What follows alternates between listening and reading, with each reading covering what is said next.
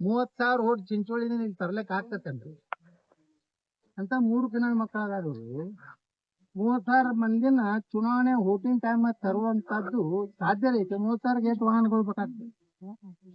ಒಂದು ಕಾರ್ಯಕ್ರಮಕ್ಕೆ ಜನರನ್ನ ತರೋದಾಗುದಿಲ್ಲ 30,000 ಜನರನ್ನ.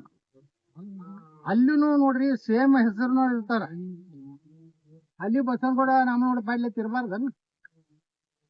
ಅಲ್ಲಿನೂ ಶಿವಪ್ಪ ಕಲ್ಲಪ್ಪ ಕತ್ತನಹಳ್ಳಿ ತಿರ್ಬಾರ್ದನ್? ಇಲ್ಲಿ ಬಿಜಾಪುರನಾಗೆ ಕತ್ತನಹಳ್ಳಿ ಅವ್ರು ಹೇಳ್ಬೇಕನ್? ಹಂಗೆಲ್ಲ ಸೇಮ್ ನಾವು 12,000 ಅಂತ ವೋಟರ್ಸ್ಗಳು ಸೇಮ್ ಹೆಸರು ಇದ್ದವ್ರು ನಾವು ತೆಗೆದು ತೋರ್ಸಿವಿ. ಚಿಂಚೋಳಿ ಒಳಗೆ ಇದ್ದವ್ರ ಹೆಸರುಗಳು ಫೋಟೋ ಬೇರೆ ಅದಾವ, ಊರು ಬೇರೆ ಐತಿ. ಸುಮ್ಮನೆ ನೋಡ್ರಿ, ಈಗ ಸುಪ್ರೀಂ ಕೋರ್ಟ್ ತನಕ ಹೋದ. ಸುಪ್ರೀಂ ಕೋರ್ಟ್ನಾಗ ಚೀಮಾರಿ ಹಾಕ್ಸ್ಕೊಂಡು 1 ಲಕ್ಷ ರೂಪಾಯಿ ದಂಡ ಇದ್ದು 2 ಲಕ್ಷ ರೂಪಾಯಿ ದಂಡ ಕೊಟ್ಟು ಬಂದ. ಹೈಕೋರ್ಟ್ನಾಗ ನನ್ನಂತೆ ಆಯ್ತು, ಹೋಗದು ದಂಡ ಹಾಕಿದ್ರು, ಫೇಕ್ ಅಲಿಗೇಷನ್ ಮಾಡಿ ಅಂತೇಳಿ ಸುಪ್ರೀಂ ಕೋರ್ಟಿಗೆ ಹೋದ.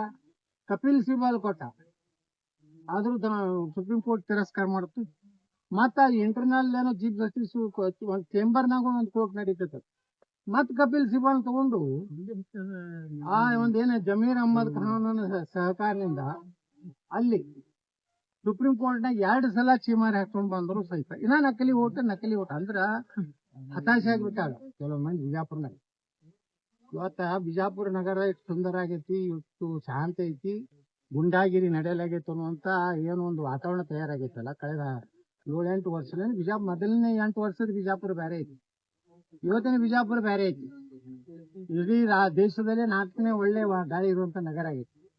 ಇದು ಎಲ್ಲ ಇದನ್ನ ಹಾಳು ಮಾಡ್ಬೇಕು, ಇದನ್ನ ಇನ್ನೊಂದು ಸಣ್ಣ ಮಿನಿ ಪಾಕಿಸ್ತಾನ ಮಾಡ್ಬೇಕು ಅಂತ ಪಾಕಿಸ್ತಾನಿ ಪ್ರೇಮಿಗಳು ಸುಮ್ಮನೆ BLಗಳು ಅಂಜಿಸುವುದು, ಈ ರೀತಿ ನಕಲಿ ಓಟ್ ಮಾಡ್ಯಾರ ಅನ್ನೋದು. ಯಾವ ಹಿಂದೂಗಳು ನಕಲಿ ಓಟ್ ಮಾಡ್ಯಾರ ಬಿಜಾಪುರನವ್ರು.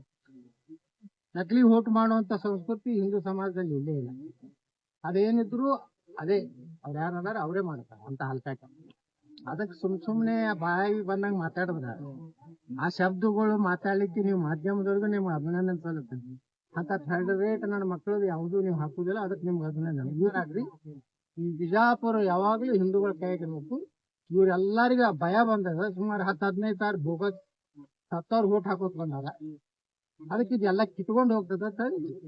ವಿಜಯಪುರ ನಗರದಲ್ಲಿ ಏನಾದ್ರೂ ಒಂದು ನಾಟಕ ಪರ್ಮನೆಂಟ್ ರೆಸಿಡೆನ್ಸಿ ಕೊಟ್ಟು ಮತ್ತೆ ಅದನ್ನು ನೋಡ್ರಿ. ಈಗ ಇದ್ರಾಗ ಬಾಂಗ್ಲಾದೇಶಿಯವ್ರು ಎಷ್ಟದಾರ, ಮತ್ತೆ ಅಲ್ಲಿ ಇಲ್ಲಿ ನೋಡ್ರಿ, ಪಾಕಿಸ್ತಾನದವ್ರು 3 ಲಕ್ಷ ಸಿಗ್ಲಾಕತ್ತಾರ, ಇಲ್ಲಿ ಕರ್ನಾಟಕದಲ್ಲಿ ಬಾಂಗ್ಲಾದವ್ರು ಸಿಗ್ಲಾಕತ್ತಾರ, ಇಲ್ಲೂ ಅದಾರ. ಇಲ್ಲೂ ಸುಮಾರು 2 ವರ್ಷ ಬೋಗಸ್ ಹೋಟಿನ ಒಂದು ಇದು ಮಾಡಿ ಇವತ್ತು ಲೋಕಾಯುಕ್ತ ಮುಂದೆ ಬಂದರು. ಅದಕ್ಕೆ ಇವ್ರು ಏನಾಗೈತ, ಇವರು ಬಿಜಾಪುರನ ಹಾಳು ಮಾಡ್ಬೇಕು ಅಂದ್ರೆ ಇವ್ರೇನು ಒಳ್ಳೆ ಮಂದಿ ನೋಡ್ರಿ, ಅವ್ರು ಮಾತಾಡೋದು ಅವ್ರ ನಡವಳಿಕೆ ನೋಡ್ಬಿಟ್ರಿ ಇಂಥವ್ರು MLA ಆದ ಗತಿ ಏನಾಗ್ತದೆ. ಬಿಜಾಪುರ ಜಾಗಪೂರ್ ಐತಿ, ಬರೋಬ್ಬರಿ ಇಟ್ಟಿವಿ ನಾವು, ಇವ್ರು ಎಲ್ಲಿ ಇಡ್ಬೇಕಲ್ಲಿ ಇಟ್ಟಿವಿ. ಇನ್ನು ಮುಂದೆ 2028ಕ್ಕೆ ನಾವೇ ಆರಿಸಿ ಬರೋದು. BJP ಅವ್ರಿಗೆ ಹೇಳ್ತೇನೆ,